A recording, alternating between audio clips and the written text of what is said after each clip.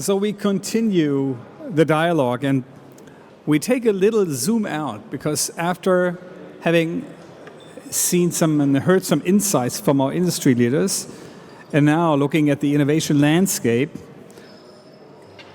we want to look at the geopolitical shift that's happening, and we want to give you a little update and invite you for a dialogue because, as you know, Asia Berlin is all about communication and collaboration. Still, as we know, the political developments are continuing and happening, and we invited some excellent people here on stage to join us. We will kick off with Alexander Görlach, who is a journalist, he is a book author, he is a professor at New York University. He will give probably about 15 minutes insight in the actual situation, and after this, we'll have a conversation moderated by Shradha Sharma, who is the CEO of YourStory Media, and they will be joined by Varun Sridhar, who is the CEO of PayTm Money from India. Welcome to the stage, all three of you.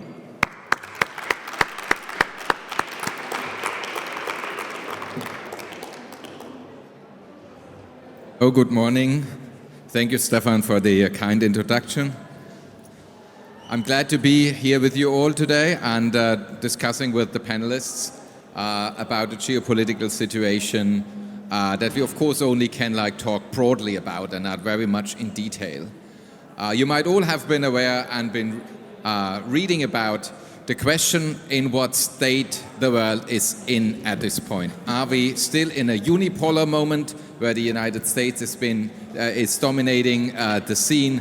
Are we in a new era of bipolarity or even a Cold War between the United States of America and the People's Republic of China?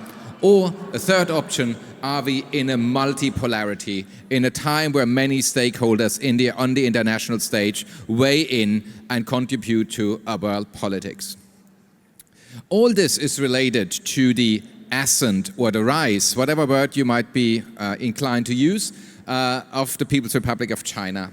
China is a new global player that tries to find its place in the international order and thereby contributes to shift in what has been the order to this day so far.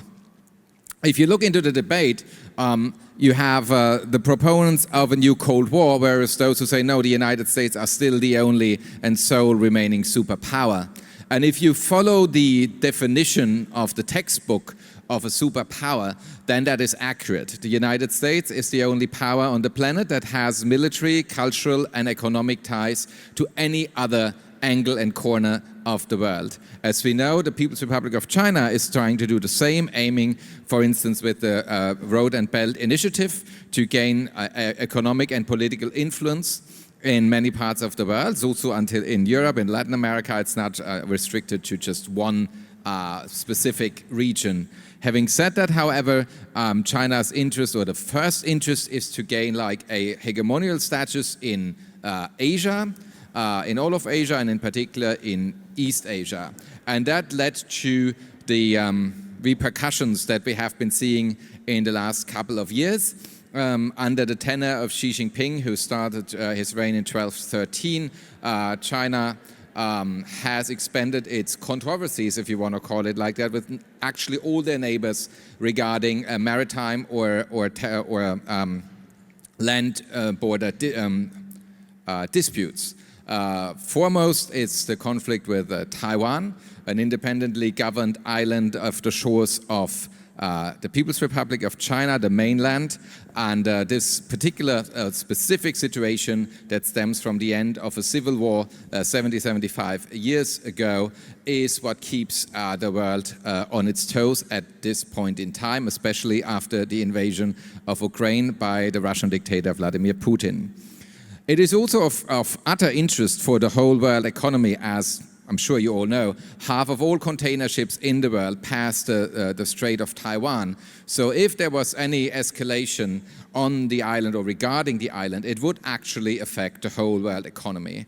You're also very much aware that Taiwan is, with South Korea, the biggest semiconductor producer in the world. And that also would be meaning like huge repercussions if there were ever a conflict over Taiwan. It is also at this point, the only island on which the United States and the People's Republic of China could go to war over, as the United States are bound by law to support Taiwan. They are bound to keep the status quo, and the status quo is like a peaceful coexistence that has been come under threat in the last couple of years by the new and now not so new anymore leadership of the People's Republic of China. And in that scenario, and I talked about Ukraine already, and that is mirroring into the Taiwan question, if you want to call it like that, is like how the new players in the world, the new economic players, be it India, be it Indonesia, be it Nigeria, countries that are called either the developing world or the global south, they have made clear that they do not want to join in such a new bipolarity if that were ever about to emerge. And that is pretty much to the dismay of both Washington and Beijing. Also in Europe, we have been realizing that we would be needing our own security and foreign policy and economic policies because, frankly speaking, next year there's an election in the United States and we do not know how that will pan out. And if the European states have not come up with their own strategy and ideas, then that might be a bleak moment for geopolitics altogether. We are keenly awaiting these governments, the Ampel coalition's China strategy or China policy. We have been waiting for this now for almost 2 years, and that should be like one cornerstone in the European discussion about how to cope with this emerging conflict between China and the United States. So the countries of the global south are very interesting in that regard. They are very much different from if you compare Brazil or India or Indonesia and Nigeria. But what is clear to be saying already now is that these countries weigh in, and they weigh in with their economic power. Also in the awareness that most of them have not the same demographic problems as the countries of the former or the still existing West, if you want to say that. So these countries want to find their independent voice, and in the debate that we can be reading about and watching on TV about. Sometimes they are called actually cornered, and it's said yeah, but your neutrality, that doesn't work these days. We all need to take a side or not. And that's, I find it interesting to see that because I feel like these countries, and we may be talking about this in the case of India in a minute, it's not a passive neutrality as in either we don't care or either, oh, something is going to happen and we have no stake in it. I feel it's like I don't know what the English word would be for that, but just to figure out where you can fit in and actively playing a role, because if you not play an active role, you of course will be overturned, overridden, and nobody is gonna listen to what you have to say. So I find it interesting, if you looked into the G7 summit recently in Japan, where the leaders of the richest democracies were together, but they also invited the leaders of India, of Brazil and others to just join in the discussion, because clearly the new global order, with or without the danger that the Chinese government poses to the peace in the world, it is still a world that has more players on its stage than 50 or 70 years ago. In the late 80s, I think the number of the contribution of G7 states to the world economy was around 70%, and now it's just roughly above 40%.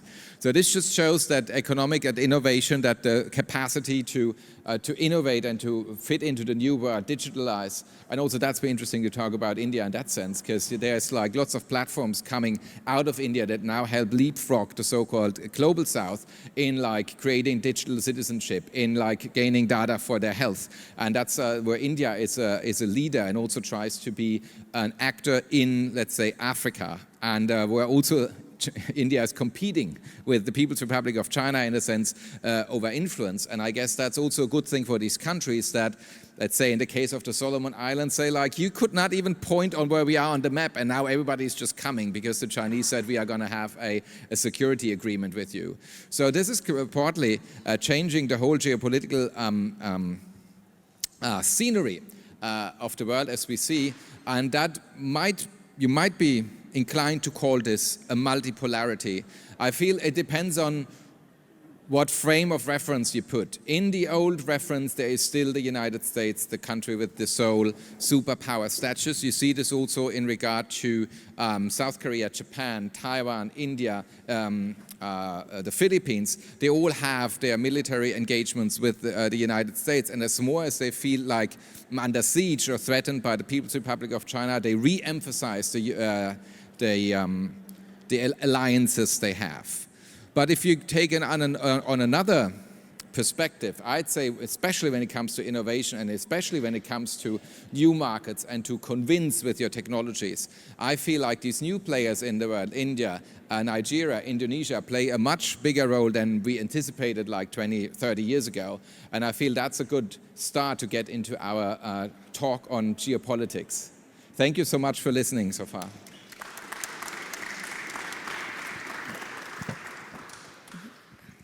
Thank you, Alexander.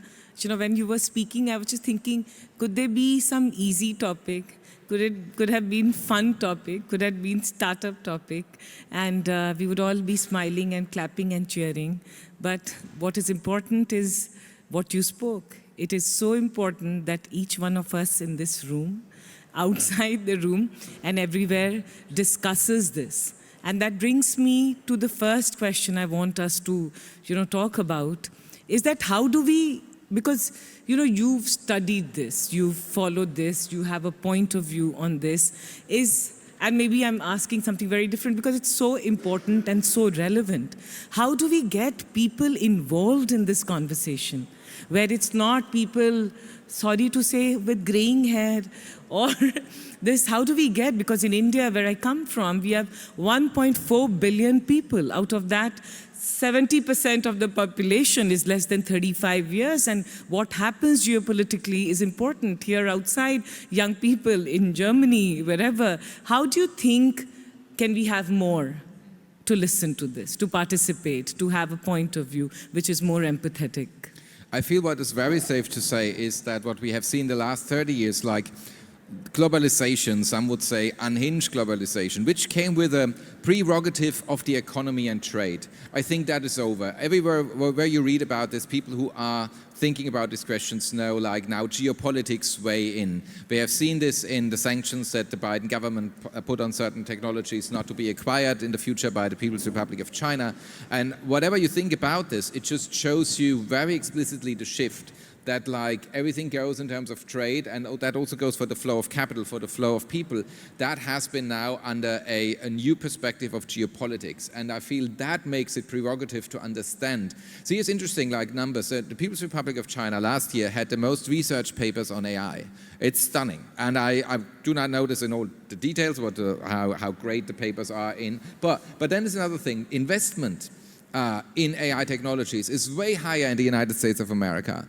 The interest of going to the United States of America is, even though another Trump tenure looming, much more attractive to go to like a country where like minorities are suppressed, where democracy in Hong Kong is suppressed, where like a war with Taiwan, which is just a tiny island offshore, is looming. So you see, like it's important to know about these things and make like an informed decision. So, and I feel that is the new era we are in, and that's everyone who is in the industry cannot go around this fact now, that geopolitics will be running the show for the time to come. Yeah, I just wanted to share with you and with everyone, one of the, if I may say so, advantages or the trend has been that in India, in the last 2 years, in the startup ecosystem itself, we have seen $20 billion of capital, new capital come in, and we have now 80,000 startups, and somewhere it also, I was speaking to investors that the money which was going to China from US is now coming to India. So that definitely is also a shift that one can't ignore. And that brings me to you, Varun. First, if you could tell everyone here about PayTm, because PayTm is playing a phenomenal role in India in terms of the financial inclusion. And the second thing, what Alexander spoke about, the digital identity. And for the first time in India, we have for billion people identity, digital identity, and also financial inclusion. If you could talk about that. Yeah, it's good afternoon, everyone. It's very difficult being with two journalists on stage, right? I don't know how much you know about Shradha, but she runs a amazing startup-based, journalist slash, I don't know, news media startup platform, and it's a fantastic one. But maybe a quick one on PayTm because she asked for it. So PayTm is a startup that is India's leading digital fintech startup. We have about 200 million customers, and we do about 3 billion transactions every month. Yeah, we have and that about, you're calling as a startup. We still are a startup, and we will be, because every single month, every single day, we try and innovate, we try and restart the engine. And very recently, we turned profitable, so we feel very proud of that. Right? It's been a long journey, and it's kind of tough. I run something called PayTm Money, which is a capital market startup, right? But the more interesting question on geopolitics, being an entrepreneur, founder, CEO, whatever you may want to call me, geopolitics is not my topic, right? Typically what I say is, hey, look, and I'll give you a great example. If you come to India and you pay with your mobile payment, there's something called a sound box, okay? Sound box is basically a small device which we give to our merchants, like entrepreneurs, the small shops around different corners. It costs €1 per month as rental. Right? So, our challenge was as follows. There are 50 million small merchants in India. How do you bring them mainstream before you start asking them to talk about China and America?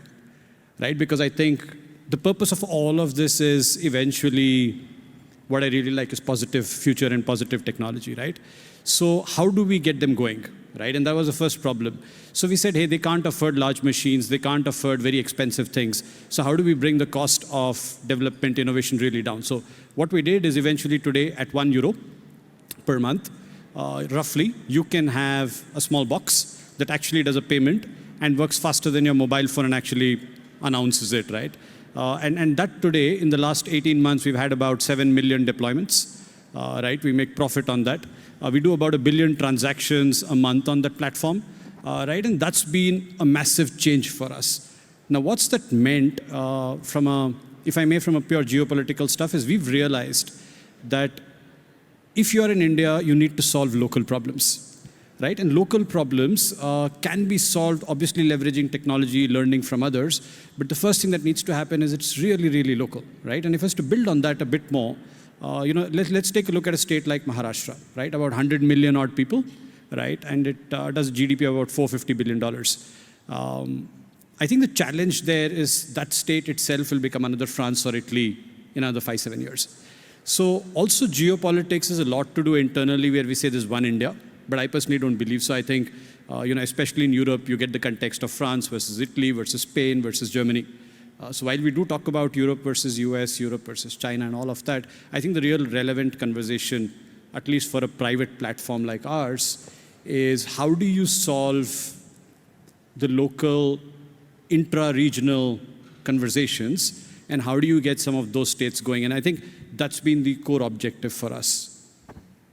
I mean, there's also like a question of ethics of technology as you will be gathering data of many people. You see like in China how state and public and private like intersection, if you want to call it, pose like questions, if you will, if not even dangers to citizens' right on their data. So I feel like even though you solve local problems and you do not want to weigh into the controversy between China and America, that's like a local question. And also, if I may say, I've just been once to India, but I feel like having a Hindu nationalist government that is excluding 200 million people of a specific faith, of being Muslim faith, it also like, I feel like is a call on to people who have something to say in society, and if you have a platform with so and so many million of users, it's also clearly like about that too, like local ethics, which come as a responsibility if you are a tech stakeholder.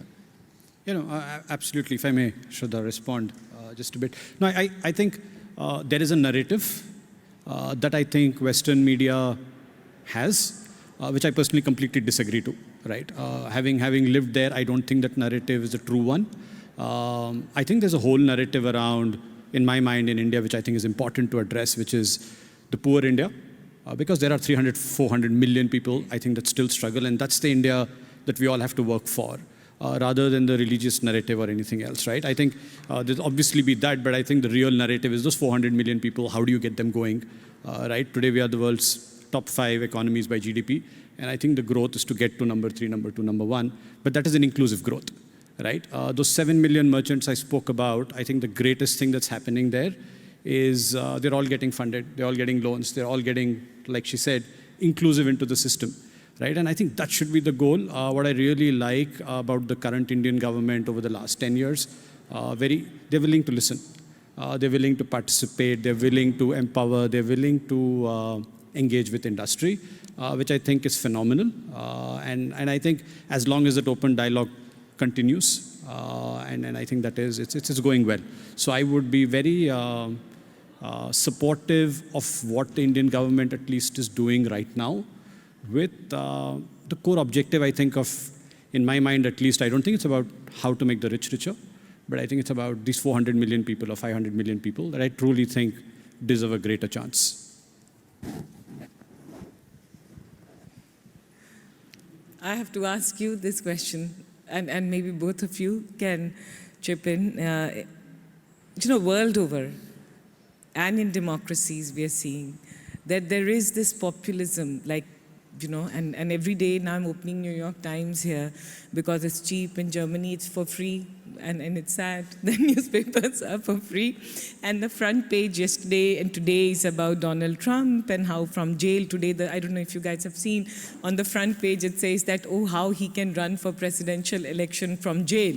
And maybe he'll be the first one who'll do this and get best food and best everything, and he might.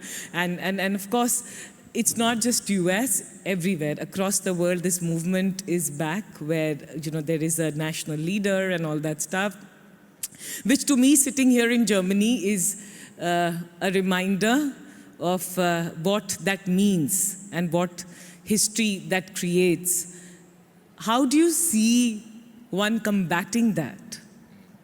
So, one of the reasons why we see this struggle in democracies, established democracies from America to Germany, is that over the last 30 years, and you can find these numbers online, it's not very difficult, GDP in countries has risen, but household income has not. This is much more traumatic in the United States than it is in Germany, but it's felt everywhere across the developed world. So in a nutshell, and I know it's kind of buzzwordy, but neoliberalism had a promise that it fulfilled for some, but not for as many as it was thought, and it's a mixed bag, you could say.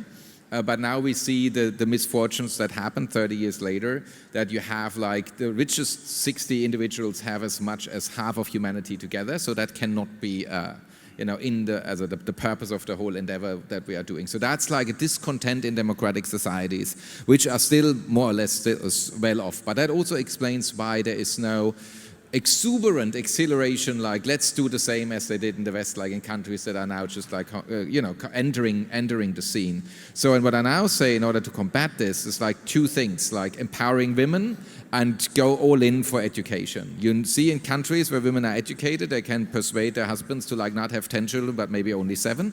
And that's important for the development of the countries per se. And if the half of the population, the women, are educated, so that is a win for every society. And then from Socrates to Confucius, they all said education is important. And that is when I was in high school, I had a friend who was doing a year in America, and he came back and said, dude, they did a geography test. I said, how did it go? I said, yeah, well, we had to draw in all European capitals. And I said, oh, wow, on a sheer map. Yeah, I thought so, but then they gave us the book, so we just had to look up the book where the capitals were. So 30 years ago, you could already see that the American education system is on the brink of collapse. So this is why you have all this nonsense and crazy spurring in this country, I believe, and I live half of the year in America. So look, these are the two things, empowering women and go all in for education. You know, I have a question, and then this I have question whenever I come to Germany, and maybe again talking to, and then Varun, maybe you can chime in. You know, what I like about India, of course, we can have a lot of point of view because a country of 1.4 billion, there we are also very opinionated as Indians. But I come from an India where I grew up in one of the most backward states, in a family of 4 daughters where we were not even given education, and I'm here, I feel so smart and cool that I can sit here and talk and and have a point of view, as you said, because I got the education and I studied and I grabbed and I worked hard, and every year it was like how not to get married and run away and make things happen. You know, somewhere India is a lot like me, which is aspirational, hungry, not apologetic, doesn't feel poor. Maybe we are poor, but doesn't feel all that. And maybe wants to, you know, just change the status quo. And also we come from spirituality. So there is a lot of spiritual anchoring that we have.